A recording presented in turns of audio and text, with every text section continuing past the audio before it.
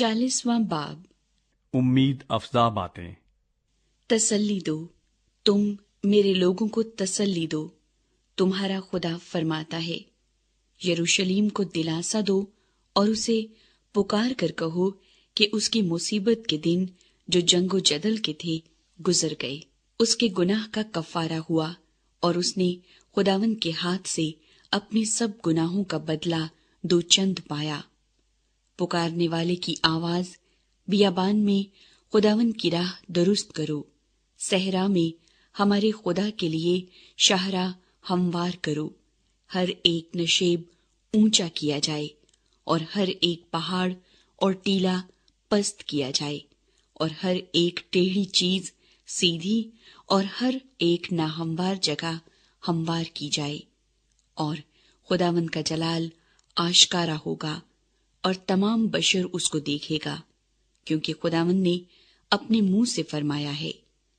एक आवाज आई कि मुनादी कर, और मैंने कहा मैं क्या मुनादी करूं।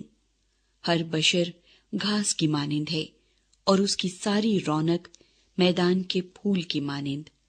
घास मुरझाती है, फूल कुमलाता है, क्योंकि खुदावंद की हवा उस पर चलती है। यकीनन लोग घास हैं, हाँ, घास मुरझाती है, फूल कुमलाता है, पर हमारे खुदा का कलाम अब तक कायम है। ऐ सय्योन को खुशखबरी सुनाने वाली, ऊंचे पहाड़ पर चढ़ जा, और ऐ यरूशलेम को बशारत देने वाली, जोर से अपनी आवाज बुलंद कर। खूब पुकार और मत डर।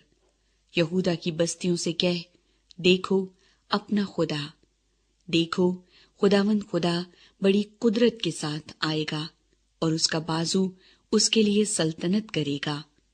देखो उसका सिला उसके साथ है और उसका अजर उसके सामने।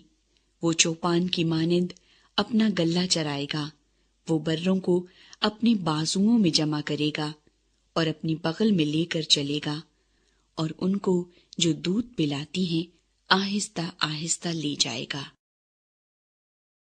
इसराइल का बेमिसाल खुदा। किसने समुद्र को चुल्लू से नापा और आसमान की पैमाइश बालिश्त से की, और जमीन की गर्द को पैमाने में भरा, और पहाड़ों को पलड़ों में वजन किया, और टीलों को तराजू में तोला। किसने खुदावंद की रूह की हिदायत की या उसका मुशीर होकर उसे सिखाया? उसने किससे मशवरत ली है जो उसे तालीम दे और उसे अदालत की राह सुझाए, और उसे मार्फत की बात बताए और उसे हिकमत की राह से आगाह करे? देख, कौमें डोल की एक बूंद की मानिंद हैं और तराजू की बारीक गर्द की मानिंद गिनी जाती हैं। देख, वो जजीरों को एक जर्रे की मानिंद उठा लेता है। लुबनान ईंधन के लिए काफी नहीं और उसके जानवर सोख्तनी कुर्बानी के लिए बस नहीं। सब कौमें उसकी नजर में हेच हैं, बल्कि वो उसके नजदीक बतालत और नाचीज से भी कम तर गिनी जाती हैं। पस तुम खुदा को किस से तशबीह दोगे और कौन सी चीज उससे मुशाबे ठहराओगे? तराशी हुई मूरत, कारीगर ने उसे ढाला और सुनार उस पर सोना मढ़ता है और उसके लिए चांदी की जंजीरें बनाता है।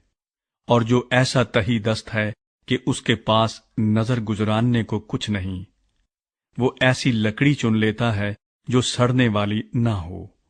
वो होशियार कारीगर की तलाश करता है ताकि ऐसी मूरत बनाए जो कायम रह सके। क्या तुम नहीं जानते? क्या तुमने नहीं सुना? क्या ये बात इब्तदा ही से तुमको बताई नहीं गई? क्या तुम बनाए आलम से नहीं समझे? वो मुहीत जमीन पर बैठा है और उसके बाशिंदे टिड्डों की मानिंद हैं। वो आसमान को पर्दे की मानिंद तानता है और उसको सकूनत के लिए खैमे की मानिंद फैलाता है, जो शहजादों को नाचीज कर डालता और दुनिया के हाकिमों को हेज ठहराता है। वो हनूज लगाए न गए, वो हनूज बोए न गए, उनका तना हनूज जमीन में जड़ न पकड़ चुका कि वो फकत उन पर फूंक मारता है और वो खुश्क हो जाते हैं। اور گرد باد ان کے بھوسے کی مانند اڑا لے جاتا ہے۔ وہ قدوس فرماتا ہے، تم مجھے کس سے تشبیہ دو گے اور میں کس چیز سے مشابہ ہوں گا؟ اپنی آنکھیں اوپر اٹھاؤ اور دیکھو کہ ان سب کا خالق کون ہے؟ وہی جو ان کے لشکر کو شمار کر کے نکالتا ہے اور ان سب کو نام بنام بلاتا ہے۔